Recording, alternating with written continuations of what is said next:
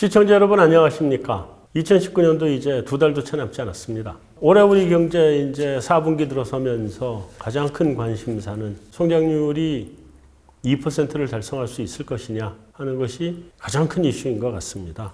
거기에 맞춰서 우리 한국은행의 금리도 지금 초저금리가 지속되고 있는 상태에서 금리 인하를 시작을 했기 때문에 어쩌면 0% 금리를 볼 수 있다라고 하는 다소 심리적인 충격 뭐 이런 것들이 있을 수 있을 것 같습니다.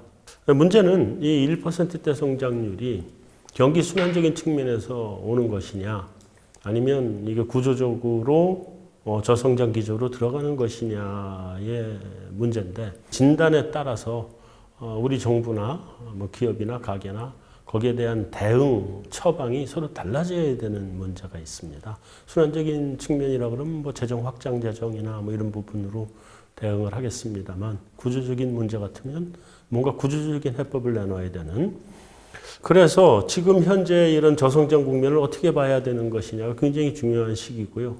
또 거기에 따라서 우리는 어떤 우리 경제의 해법을 찾아내야 될 것이냐가 지금 가장 중요한 그런 변곡점에 와 있는 상황이라고 볼 수 있습니다. 그래서 오늘은 이런 원인에 대한 진단 그리고 처방 좀 다각도로 종합적으로 따져보도록 하겠습니다. 오늘의 갈증 해소 1% GDP 성장률 고착되나 한성환의 오아시스 함께 하시죠. 네, 지금 현재 우리 경제 성장률의 문제가 문제인 만큼 이게 단순한 순환적인 문제만은 아닐 수도 있고 그래서 이제 어려운 문제인 만큼 맞춰서 오늘 출연자분 우리 경제의 최고 원로 교수님 모셨습니다. 고려대 총장 지내시고 지금 서울대에서 후학을 가르치고 계시죠. 이필상 교수님 모셨습니다. 교수님 안녕하세요. 네, 안녕하세요. 네.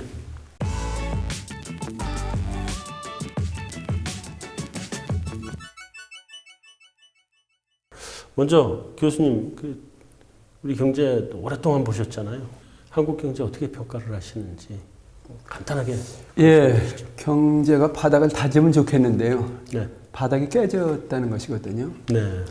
지금 우리 경제에 보면은 3대 마이너스 공포를 겪고 있는데 네.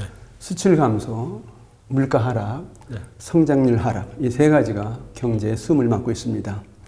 대외적으로 보면은 우리 경제는 무역 전쟁의 포로 상태입니다. 그러다 보니까 수출의 길이 막히고 있고요.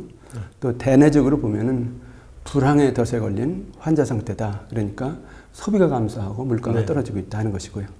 전반적으로 산업 기반이 흔들리면서 성장률이 지금 떨어지고 있는데 지금 정부가 예산을 풀어서 연명을 하고 있다시피 하고 있거든요. 그래서 만약에 이 재정 여력이 떨어지면은 경제가 낭떠러지를 둥그는 것이 아니냐 그런 어떤 불안감이 지금 확산하고 있습니다. 3분기 성장률도 이제 전기 대비 연율로 해서 0.4%. 예. 4분기가 뭐 0.97이면 2%다 뭐 이런 얘기를 하는데 경제가 이렇게 갑자기 점프할 수 있는 건가요? 좀 힘들다고. 4분기에 0.97% 달성해서 올해 전체 성장률이 2% 될 거냐? 네. 어렵다고 저는 봅니다. 갑자기 점프는 힘들죠? 예, 1%대 성장이 기정사실화됐다 이렇게 이제 볼 수밖에 없는데요. 네. 4분기에 수출과 내수 전부 전망이 밝지가 않습니다. 네. 우선 수출 보면은 그 세계 경제가 아래 공포에 시달리면서 침체를 하고 있고요. 또 무역 전쟁의 불확실성이 아직 가시지 않고 있습니다. 네. 그래서 수출 회복이 불투명하고요. 내수도 생산과 소비, 투자 모두 불안합니다. 그러니까 개선의 기미가 그렇게 확실히 보이지 않습니다. 그런데 무엇보다도 4분기에는 그 재정 지출의 한계가 있는데 예산 집행률이 3분기까지 78.5%인데 이것이 사상 최고입니다. 그러니까 4분기에는 재정 여력이 부족하다는 것이거든요. 없죠. 그래서 정부가 떠받치던 거 이거 제대로 못하면은 경제가 3분기보다 더 나빠질 수가 있다. 그러면 뭐 2% 성장은 물 건너가는 거죠. 전에 그 글로벌 금융 위기 때죠. 그때 글로벌 금융 위기가 터지면서 4분기에 갑작스럽게 정부가 추가적인 예산을 편성해서 투입을 한 적이 있었거든요. 네. 근데 올해 그렇게 만약에 한다고 하면 그래도 2%대를 갈 수 있을까요? 좀 힘들겠죠. 아무리 정부가 갑자기 편성을 해서 뭐 억지로 추경 편성해서 뭐 대대적으로 돈을 풀면은 숫자상으로는 2% 달성 뭐 만들려고 할 겁니다. 근데 그게 더 위험하다는 겁니다. 네. 지금 우리 경제가 산업 기반이 와야 되는 그런 이제 구조이기 때문에 네네. 정부가 아무리 돈을 퍼부어도 이게 밑빠진 독이 물붓기라는 것이거든요. 네. 그러니까 그렇게 재정이 어려운 모든 거 동원해서 투입해서 억지로 2% 만든다라고 할 때 그 내년은 뭘 하겠냐 이런 얘기입니다. 그렇죠. 그래서 그 지금 어떻게 보면 더 위험한 그런 정책이다 이렇게 볼 수 있습니다. 네.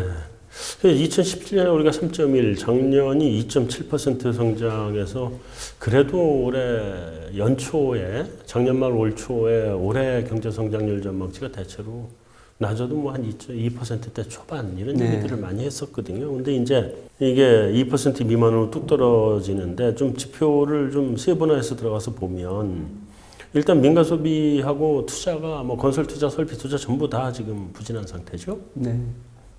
그 지금 이 경제가 성장하느냐 네. 그렇지 못하느냐를 가늠하는 가장 중요한 것이 네. 결국 이제 투자하고 네. 그다음에 소비인데 지금 건설 투자 같은 경우에 정부가 억지로 떠받쳐서 2분기 성장률은 뭐 1.0%까지 올려놨어요. 네, 근데 1분기 성장률이 마이너스 0.4였었는데 네. 억지로 이제 재정 풀어가지고 토목건설 활성화해서 1.0으로 되는데 그게 3분기에 이제 한기가 와서 지금 3분기에 2분기에 비해서 건설 투자가 마이너스 5.2% 감소했는데 그러니까 성장률이 0.4%를 뚝 떨어진 거예요. 네. 그래서 이제 건설 투자가 억지로 지금 유지하고 있는데 그것도 앞으로 별 희망이 없다. 그다음에 특히 문제가 설비 투자인데 기업들이 지금 뭐 산업이 와야하고 수출이 안 되고 지금 내수가 지금 부실하니까 설비 투자를 할 수가 없는 거예요. 네. 그래서 계속해서 지금 뭐 설비 투자가 감소하면서 다른 나라에 비해서 지금 굉장히 이제 뒤지고 있거든요. 그래서 네. 설비 투자가 지금 감소해서 아마 올해 전체적으로 보면은 거의 10%까지 이제 감소할 수도 있는데 네. 그렇게 되면 경제 성장 못 하는 거죠. 또 기업들 투자 주로 해외에 나가서 많이 하고. 맞습니다. 그게 어떻게 보면 여기서 투자를 못 하겠다. 그러니까 나가겠다. 이럴 경우에 기업들로서는 뭐 택할 수 있는 선택이긴 한데 문제는 이 나라 경제는 누가 어떻게 하냐 이런 겁니다. 그렇죠. 그러니까 이게 이제 산업 공동화가 나타날 수 있다는 것이거든요. 네. 그래서 기업 투자가 아주 절실한 상황인데 네. 기업들이 뭐 희망을 가지고 투자를 할 수 있는 그런 여건이 아니다. 뭐 그게 문제죠. 그동안 우리 설비 투자를 깜짝 이렇게 끌고 왔던 게 반도체 쪽인데 반도체 경기가 올해 또 많이 죽어서 그것도 그렇습니다. 좀 기대할 수 없는 상황. 반도체가 어떻게 보면은 우리 경제를 지탱하는 이제 기둥이었었는데 네. 그게 이제 무너지니까 이게 이 경제가 이제 흔들리고 있다는 얘기인데 삼성전자 같은 경우에 3분기에 영업이익이 작년에 비해서 마이너스 56% 감소했거든요. 네. SK 하이닉스 마이너스 93% 감소했거든요. 그래서 반도체가 지금 뭐 어떻게 보면 곤두박질하고 있는데 그런 경제가 이제 방향 감각을 잃고 지금 헤매고 있다 이렇게 봐야 될 것 같습니다. 네.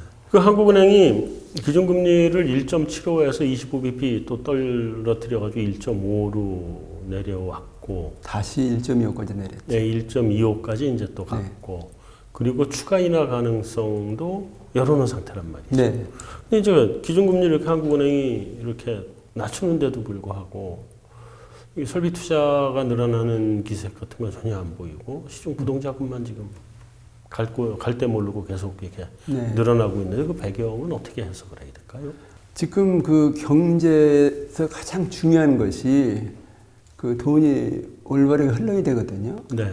사람 몸에서 피가 올바르게 흘러야 그 사람이 건강한 것처럼 경제도 돈이 제대로 흘러야 되는데 네. 경제에서 가장 중요한 자금 흐름이 뭐냐면 생산적으로 흘러야 된다는 겁니다. 네. 근데 생산적으로 흐른다는 얘기는 한국은행의 기준금리 내려서 돈을 푼다라고 했을 때 그 돈이 기업 투자, 기업 생산 이런 데로 가야 되거든요. 네. 근데 그쪽에 갈 데가 없다는 거예요. 네. 사업을 뭐 하려고 해도 이익 나는 게 없다. 그다음 오히려 기업 지금 불안하고 수출 안 된다 하니까 기업들이 투자 자꾸 안 하거든요. 생산 네. 자꾸 줄이거든요. 그러니까 한국은행이 암만 기준금리 내려도 돈이 생산적으로 흐르지 않고 그것이 부동자금으로 쌓인다. 네. 지금 부동자금이 1,100조 원이 넘는 걸로 추산되고 있는데 이것이 심화되면은 경제가 유동성 함정이 있는 데 빠지는데 네. 이렇게 되면 경제가 시장 기능을 잃을 수가 있다는 겁니다. 마치 사람이 이제 물에 빠져서 결국 허우적거리는 거랑 마찬가지다는 얘기인데 지금 무조건 한국은행이 기준금리만 내린다. 그럼 경기 살아날 거다.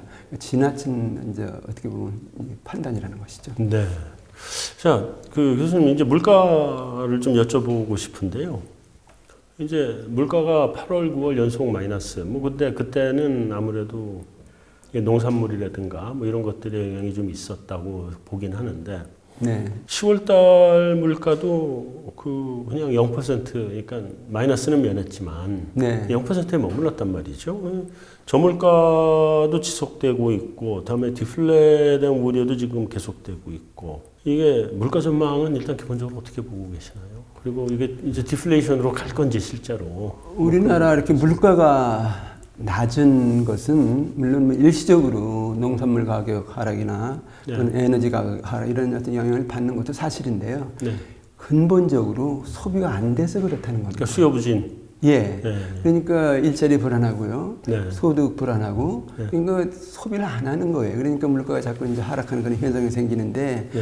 우리 경제를 보면은 고속성장하는 과정에서 고물가 구조였었거든요. 그렇죠. 근데 그런 물가가 지금 올해 들어서서 1% 이하로 떨어져서 계속 유지해 왔는데 네. 그것이 부호가 마이너스냐 플러스냐 그건 중요하지 않습니다. 어떻게 보면 네. 0%대 물가로 내려왔다. 그래서 저물가가 구조화됐다 하는 얘기인데 이거는 우리 경제를 보면은 과거 어떤 그 경로로 봤을 때 디플레이션의 과정에 들어갔다 이렇게 볼 수 있다는 겁니다. 네.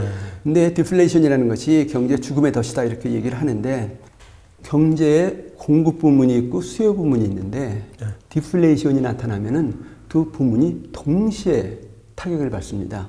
무슨 얘기냐면 공급 부문에서 보면은 물가가 자꾸 내려가니까 기업들이 수익성이 떨어지는 거예요. 그렇죠. 그러니까 생산과 투자를 줄입니다. 네. 그 다음에 수요 부분에서 보면은 원래 고용이 불안하고 소득이 이제 감소하니까 소비가 떨어지고 있는데 그래서 물가가 이렇게 더 떨어지는 상황이 되면은 소비를 유예시킨다는 겁니다. 네. 아주 필요한 거 외에는 자꾸 미룬다는 거예요. 네. 그러니까 공급 부분에서 투자 생산 감소하고 수요 부분에서 소비 더 감소해서 이렇게 되면 경제가 더 나빠지는데 그렇게 되면 결국은 이제 경제가 더 악화되고 성장률 더 떨어지면서 그다음에 소득 줄어들면서 고용 줄어들면서 물가가 또 떨어지는 그런 악순환이 생긴다는 건데 그래서 이 디플레이션에 덫에 걸렸다라는 것은 우리 경제가 참 심각한 상황이다 그렇게 이제 진단을 해야 될 것 같습니다. 네. 교수님 그 이제 수출 부분 한번 좀 짚어보면 이번 10월 수출이 역대 최대 감소폭이고 그다음에 11개월 연속 감소가 네. 지금 되고 있는 상태인데 산업부 쪽의 입장은 우리 수출이 이제 바닥을 찍었다라는 입장을 보이고 있는 것 같고요. 반대로 한편에서는 바닥을 찍었는지 안 찍었는지는 뭐 그건 두고 봐야 알겠지만 다시 돌아선다고 해도 큰 폭으로 개선은 어려울 것 같다. 네. 뭐 이런 또 입장도 있고 지금 수출 전망은 어떻게 봐야 될까요? 그 일단은 반도체 경기가 좀 살아날 거다 그런 전망도 있습니다. 네. 그리고 미중 무역 갈등이 부분적으로나마 해소될 거다 그런 전망도 있고요. 네. 그렇다면은 수출 여건이 좀 호전되는 것이 아니냐 그렇게 이제 판단을 이제 하는 사람들도 있어요. 특히 정부가 그런 어떤 판단을 해서 수출이 좀 나아질 거다 이렇게 이제 전망을 하고 있는 것 같은데 네. 뭐 일시적으로 수출이 조금 호전될 가능성은 있습니다. 네. 근데 중요한 것은 우리나라 수출 산업 자체가 경쟁력을 잃었다는 겁니다. 네. 지금 미중 무역 전쟁 그 속에서 우리 경제 틈바구니에 끼어가지고 양쪽 나라의 공격을 동시에 받고 있거든요. 네. 보복 관세를 부과하고 있고요. 또 뭐 자기네 편들라 그렇지 않으면 보복하겠다 이렇게 이제 보복 조치 취하고 있고. 네. 그래서 지금 움직이기 굉장히 힘든 어떤 이제 구조다 하는 얘기인데 여기 일본까지 나서서 강제징용 이제 보상하라 판결 나오니까 그럼 너희 나라 핵심 부품 이 원자재 수출 제한하겠다 해가지고 경제 침략을 지금 하고 있는 상태거든요. 네. 여기 유럽 등을 포함해서 전 세계적으로 지금 보호무역주의가 강화되고 있는데 우리 경제가 사면 초과라는 겁니다. 근데 네. 중요한 거는 이런 때 우리 기업들이 그래 아무리 어려워도 수출할 수 있는 능력이 있다. 다른 나라 기업보다 앞서간다. 이쯤 되면 좋은데 네. 지금 삼성전자 지금 휘청거리고 있죠. SK 하이닉스 휘청거리고 있죠. LG화학 휘청거리고 있죠. 포스코 휘청거리고 있죠. 다 영업이익이 30% 이상 감소하고 있습니다. 그러니까 기업들이 지금 이렇게 경쟁력을 잃어서 수출을 못하고 있고 사방에 지금 적인데 네. 이게 일시적으로 좀 호전될는지 모르지만 수출 살아난다. 그렇게 판단할 수 있겠느냐 하는 겁니다. 자, 이제 뭐 종합적으로 그러면 이 부분별로 지금 수출도 안 좋고 물가도 안 좋고 민간 소비, 뭐 투자 뭐 전부 다 안 좋은 상황인데 네. 한국은행은 3분기 성장률이 떨어진 거는 2분기에 이제 정부 투자가 크게 늘어나서 2분기 성장률이 지금 꽤 높게 나왔잖아요. 1% 네. 나왔으니까. 그 기저 효과 때문에 3분기 성장률이 떨어졌다. 4분기는 3분기가 또 바닥이니까 기저효과로 그렇게 나쁘지 않을 거다라는 게 또 한국은행에서 얘기이기도 한데 다른 일각에서는 2분기가 정부 투자로 살려놓은 거지 우리 경기가 산 거냐 하는 얘기를 하는 데도 있고 이 부분은 전반적으로 어떻게 평가를 하고 계십니까? 그 정부가 재정 지출을 확대해서 2분기에 좀 살아났다, 3분기에 좀 주춤했다, 4분기에 다시 살아날 거다. 이런 식으로 접근하는 것이 굉장히 지금 한가한 얘기라는 겁니다. 네. 경제가 구조적으로 지금 무너지면서 성장률이 지금 추락하고 있는데 네. 일시적으로 돈을 푼다, 안 푼다, 좀 올랐다, 내려갔다, 그러니까 좀 기다리자. 이런 어떤 접근이 얼마나 불합리한 거냐 하는 얘기입니다. 근데 지금 기본적으로 정부는 재정 지출을 통해서 경제를 살리겠다. 그래서 재정 정책을 경제 살릴 도구로 이렇게 이제 삼고 있는데 그것이 지금 상당히 지금 어떻게 보면 한계 상황에 왔다. 그런 얘기거든요. 이 문재인 정부 들어서서 뭐 예산을 사상 최대 상승률로 이제 확대시켰어요. 네. 그래가지고 이제 올해만 해도 작년에 비해서 예산이 9.5% 증가하고 내년에 또 9.3% 증가해서 사상 처음으로 예산이 500조 원이 넘습니다. 네. 그리고 이 정부 들어서서 추경을 3번이나 편성해서 이제 지출을 늘렸는데 그 결과가 뭐냐? 성장률 1%대 추락 아닙니까? 네. 제조업 붕괴 아닙니까? 청년 실업 대란 아닙니까? 네. 그다음에 소득 격차 심화 아닙니까? 네. 그래서 정부 지출이 이게 제대로 경제를 살리는 효과가 나타날 수 있는 그런 구조가 아니고 네. 그래서 풀다 보니까 전부 빠져나간다. 경제는 이제 주저앉는다. 그런 어떤 현상이 지금 나타나고 있는데 이런 현상 하에서 그래 재정 지출 좀 늘리면 괜찮을 거다. 이런 아니란 생각하면 이건 문제가 크다는 것이죠. 그래서 기본적으로 재정 지출 효과가 있는 건 사실입니다. 근데 문제는 경제가 재정 지출을 확대했을 때 그것을 생산 자금으로 받아들여서 살아날 수 있는 그런 구조가 되는 것이 중요하다 하는 얘기입니다. 근데 흔히 재정 정책을 마중물 정책이라고 불러요. 네. 재정 지출을 확대하면은 펌프에 마중물 붓는 식으로 그다음에 펌프에서 물을 퍼올릴 수 있다 그런 얘기인데 문제는 우리나라 경제 구조와 산업 현장이 지금 부실하다는 것이거든요. 네. 그래서 펌프가 고장난 겁니다. 네. 펌프가 고장나는데 암만 마중물 퍼부어야 그 펌프물 올라오겠냐 이런 얘기입니다. 그래서 빨리 펌프부터 고치라는 거예요. 힘들어도. 네. 네. 그래서 그것도 고치고 재정 지출 하는 건 좋은데 이것이 깨진 상태에서 재정 지출만 자꾸 이제 강조하니까 네. 경제로서는 계속 이제 주저앉는 그런 어떤 현상이 생기는 것이죠. 네. 이제 우리 경제가 위기다, 뭐 어쩌다, 뭐 이런 얘기를 요즘 많이 좀 하고 있는데 이것이 일시적인 위기가 아니고 또 경기 순환적인 것도 아니고 이제 구조적으로 우리 경제 구조가 지금 바뀌어 나가고 있는 변환기다. 네.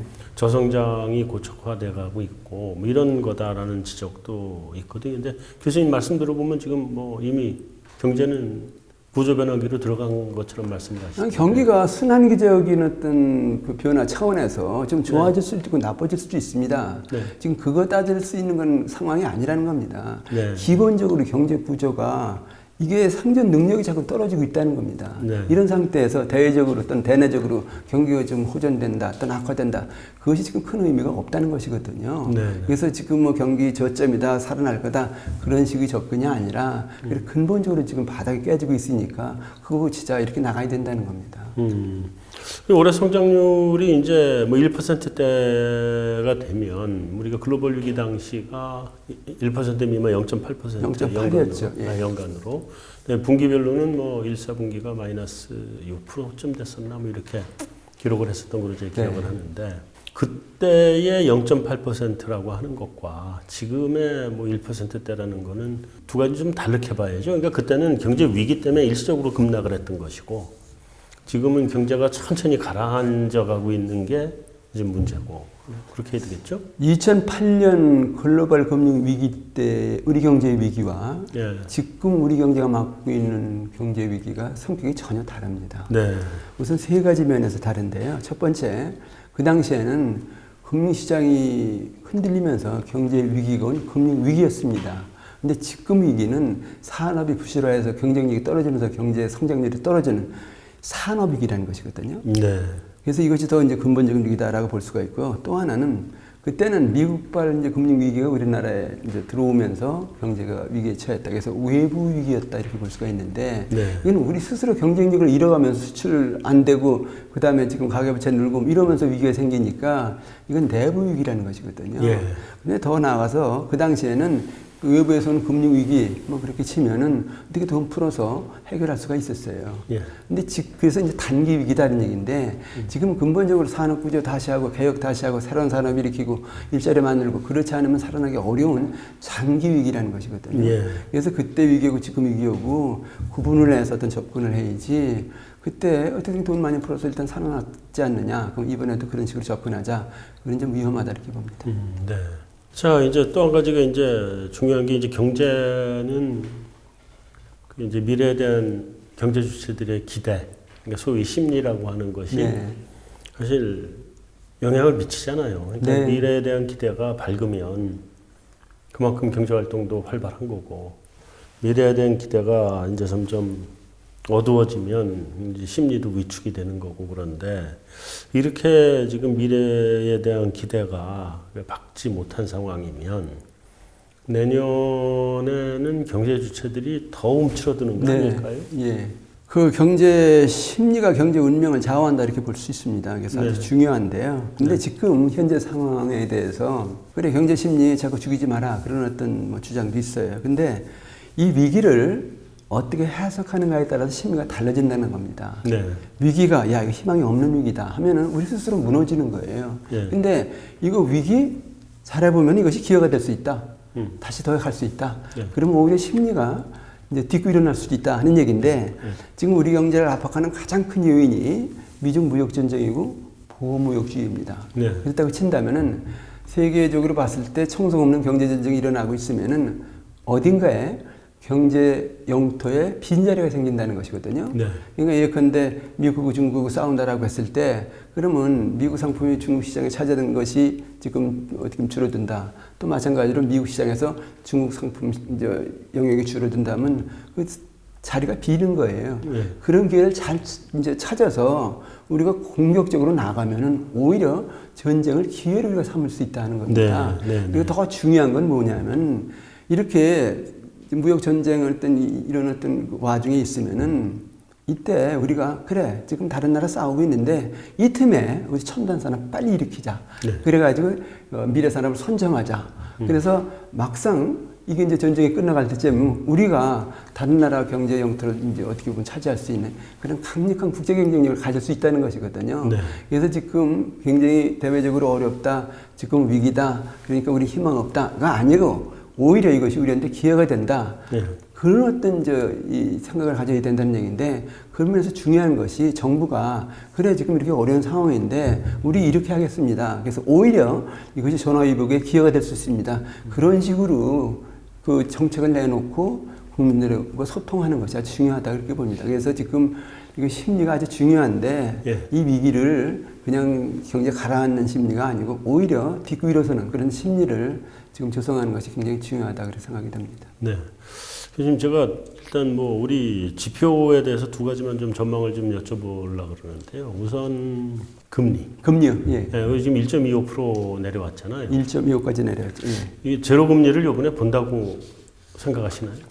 그게 지금 뭐 결국은 저 정부나 한국은행 입장에서 보면은 이 경제를 어떻게 살릴 것인가 접근이 굉장히 단기적인 접근을 하거든요. 네. 그래서 재정 지수를 내리겠다. 한국은행 금리를 내리겠다. 그래서 지금 4분기의 경제가 더 이제 아마 추락하면은 그래 어쩔 수 없다. 금리 0%대까지 내리자. 그런 주장이 나올 수 있을 겁니다. 네. 이제 금리가 더 내려갈 가능성이 있는데 그럴수록 우리 경제는 체질 개혁 그 다음에 경쟁력 강화 이런 것이 좀 멀어지고 시간을 낭비한다는 것이거든요. 네. 그래서 오히려 이 금리 정책이나 재정 정책 이것이 현재 우리 경제에서 보면 마약이 될 수 있다는 거예요. 그래서 일단은 조금 뭐 고통이 좀 줄어들는지 모르지만은 네. 시간 끌면서 오히려 깊은 병은 더 심화될 수 있다. 그런 면에서 보면은 금리 정책 무조건 금리 내리겠다, 경기 살리겠다 그런 차원이 아니고 네. 정말 구조개혁을 한다, 신산업을 발굴한다 이런 걸 전제로 해서 그렇다면 지금 돈을 풀면은 그 산업자금은 흐르니까 풀겠다 이렇게 돼야 이제 올바른 통화 정책이 된다는 것이거든요. 그래서 네. 금리 앞으로 아마 더 내릴 겁니다. 근데 이렇게 무조건 금리만 내리는 것은 우리 능사는 경제에 아니다. 장기적으로 보면 오히려 해가 될 수 있다 그런 생각이 듭니다. 금리는 더 낮아질 가능성이 높다. 네. 네. 한 가지만 더 보충 질문 드리겠습니다. 우리 지금 물가가 뭐 1%대 이렇게 내려와서 지금 1%대도 안 되죠. 지금 뭐 0%대로 완전히 내려와 버렸는데 한국은행의 그러니까 타겟 물가가 2% 정도잖아요. 네. 이게 다시 2% 올라갈 수 있을까요? 지금 근본적으로 네. 소비 수요가 떨어져서 물가가 내리는 구조다라고 했을 때 네. 여기서 한국은행이 한번 돈을 푼다고 해서 물가가 올라가겠느냐 그에 대해서 저는 그렇게 낙관적으로 보질 않습니다. 네. 그래서 오히려 지금 돈을 많이 푼다라고 했을 때 그것이 경제 활성화로 연결이 안 되고 부동산 투기 뭐 연결될 가능성이 큰데 그렇게 네. 되면 결국 경제는 경제대로 체질이 악화되면서 부동산 투기 거품이 일어날 가능성이 있는데 뭐 그렇게 칠 때 물가는 아마 더 많이 오르기는 어려울 거다. 그래서 1% 넘기는 건 그렇게 쉽지 않을 것 같습니다. 근데 그렇다면 교수님 말씀대로면 지금 한국은행이 그 타겟 물가를 더 낮춰서 가야 되는 거 아닌가요? 그러니까 되지도 않을 2%나 이런 거를 그 중기 목표로 두지 말고 중기 목표 자체를 더 낮추고 그러면 금리 정책도 조금 예. 이제 여유가 생길 거고요. 한국은행이 물가 타겟을 정해가지고 그거에 맞춰서 금리를 내리겠다. 한국은행의 어떻게 보면 뭐 정책 방법이죠. 근데 지금 한국은행 혼자 타겟을 정해놓고 금리 내리니까 타겟이 되더라. 그럴 수 있는 상황이 아니라는 거예요. 네. 그러니까 정부나 한국은행이나 지금 다 같이 협력을 해서 그래 지금 한번 돈 풀어도 경제 안 살아나니까 우리 구조개혁한다, 신산업 발굴한다. 그래가지고 경제가 정말로 살아날 수 있는 어떤 체력을 갖춰 나간다. 그러니까 한국은행도 이거 한번 통화정책 써봐라. 이렇게 해서 이제 어떻게 보면 타겟을 정해야지 성장 동력이 살아나지 않는 그런 전제하에서 뭐 물가 어떤 목표 정해놓고 금리를 내린다. 이거는 굉장히 무모한 정책이 될 수밖에 없다는 거죠. 그러면 궁극적으로는 한국은행이 그 중기 물가 목표를 더 낮추는 게 지금 바람직하다 이렇게 봐야 되겠죠. 물가를 올리려고 하겠죠. 지금 낮으니까. 그래서 아마 목표 달성이 쉽지 않을 것 같은데 중요한 거는 어떻든 간에 그 경제가 살아나면서 물가도 정상화돼야 될 거 아닙니까? 그렇죠. 그러기 위해서는 한국은행만 믿고 한국은행만 타겟 정하면 안 된다는 것이죠. 무슨 정부가 같이 어떤 같이 정책을 내놔야 된다는 거죠. 네. 자, 우리 경제가 지금까지 이제 당면한 현실 또 전망 이런 부분을 짚어봤고요. 이제 어떻게 대응해야 되느냐인데 교수님은 지금 확정 재정은 답이 아니다. 지금 구조개혁이 답이다 이렇게 생각을 하시는 거죠? 구조개혁을 먼저 해야 된다는 것이죠. 구조개혁을 먼저 하고 그다음에 확정 재정은 그 다음 단계로 필요하다는 얘기죠. 그래서 지금 순서가 거꾸로 됐다는 거예요. 그래서 지금 그럼 거꾸로 하면 되지 않겠느냐 하는데 확정 재정은 굉장히 정책하기가 쉽습니다. 그냥 세금부터 풀면 되니까요. 근데 구조개혁이 보통 어려운 게 아닙니다. 어렵죠. 그렇죠. 우리 경제가 어쩔 수 없다는 거예요. 지금 병들어서 지금 무너지고 있는데 아무리 힘들어도 수술해야 된다는 겁니다. 그러니까 구조개혁해라. 그래서 어떻게 보면 새로운 산업을 일으키고 기업들 여기저기서 창업과 투자하는 어떤 그런 여건을 조성해라. 그러고 난 다음에 뭐 재정 확대해가지고 뭐 경제를 더 발전시키는 건 아주 좋은 일이죠. 그래서 이것을 이분법적으로 구조개혁이냐 그다음에 재정 확대냐 그런 차원이 아니고 구조개혁이 우선이라는 겁니다. 그다음에 재정 확대가 필요하다는 거예요. 그래서 그래야 정책 효과가 나타난다. 그러면 이제 구조개혁을 한다 그러면 이제 두 가지 측면에서 볼 수 있는데 우리 산업도 좀 바꿔 나가야 될 필요가 있고 또 동시에 정부의 경제정책 기조 바뀌어야 될 것 같거든요. 그래서 산업 쪽은 산업 쪽대로 신산업이 나갈 수 있는 그런 것들 만들어주고, 그다음에 정부의 기존 지금 우리 정부의 정책이 보면 뭐 소득주도 성장이나 52시간 근무제나 이런 그런 쪽에 사실은 성장보다는 분배 쪽에 좀 더 치우친 그런 경제 정책인데 그 부분도 좀 바꿔 나가야 되나요? 뭐 기본적으로 우리가 알아야 될 것이요. 우리 경제는 50년 고속 성장 잔치는 끝났다.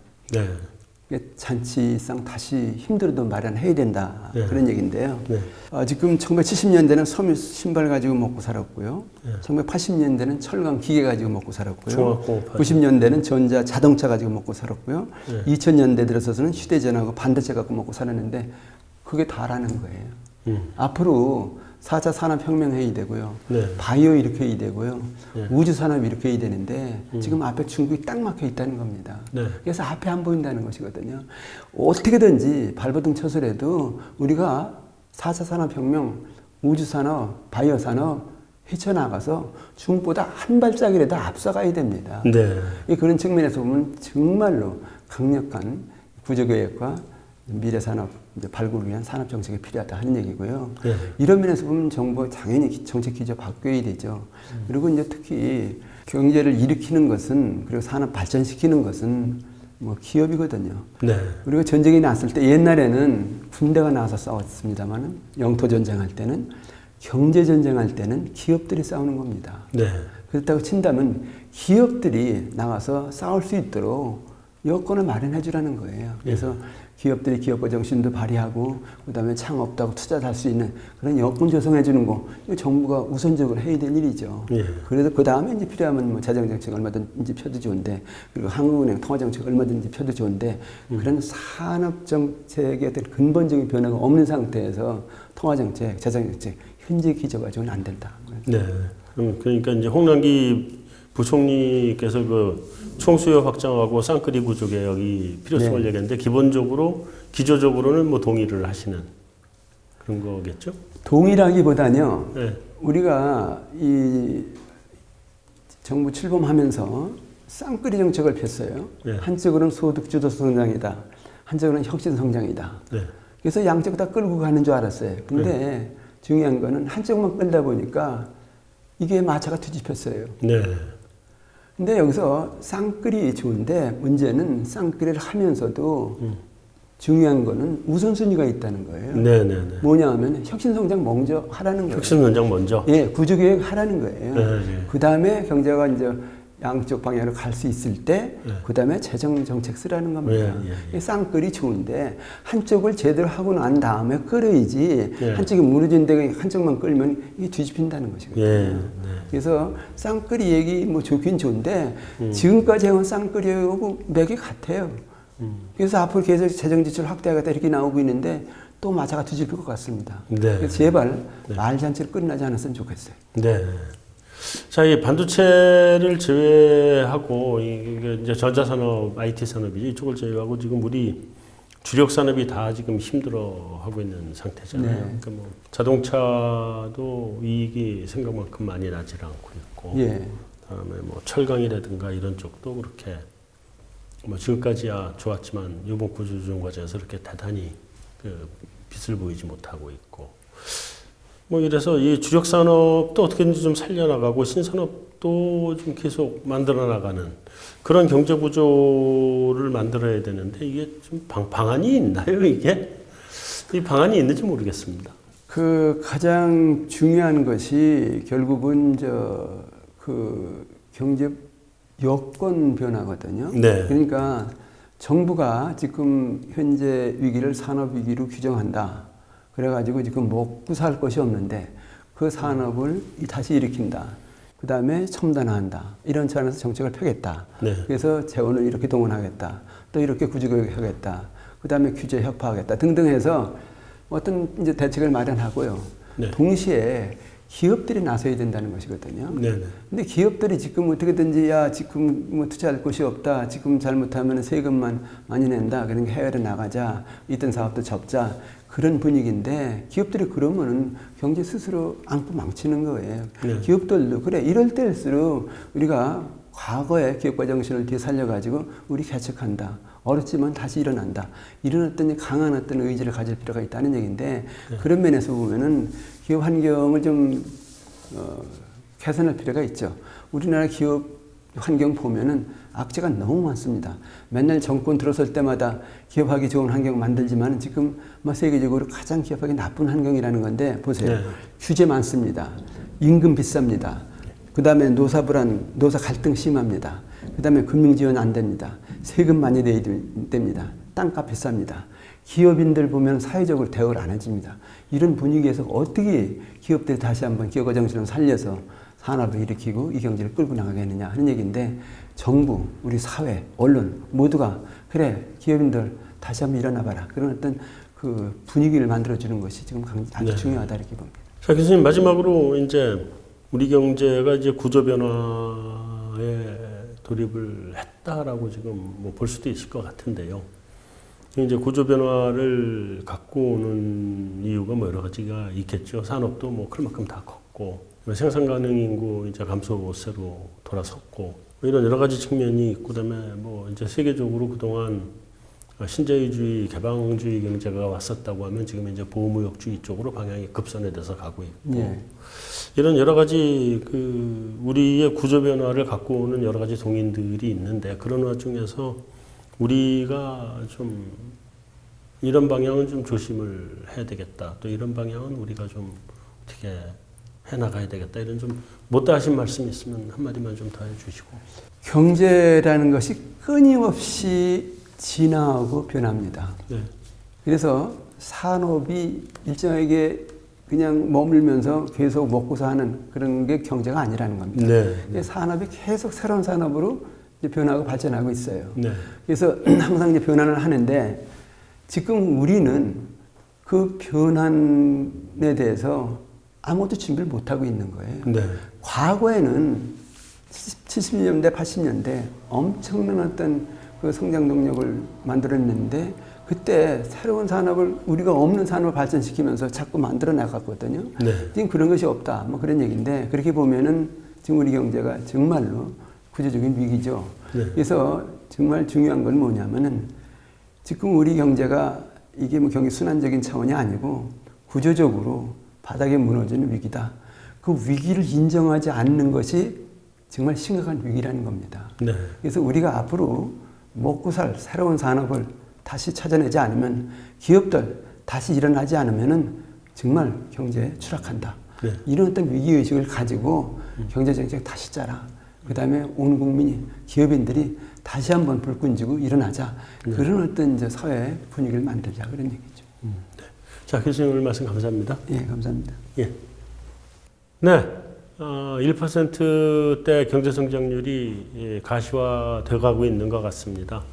근데 1%대 성장률이라고 하면 우리가 여태까지 몇 번 경험해 보지 못한, 우리 지난 산업화 시기에 거의 상상도 못하던 세계적인 경제 위기가 오지 않으면 없던 그런 성장률인데, 지금은 이제 그 성장률을 우리가 눈에 보게 됐습니다.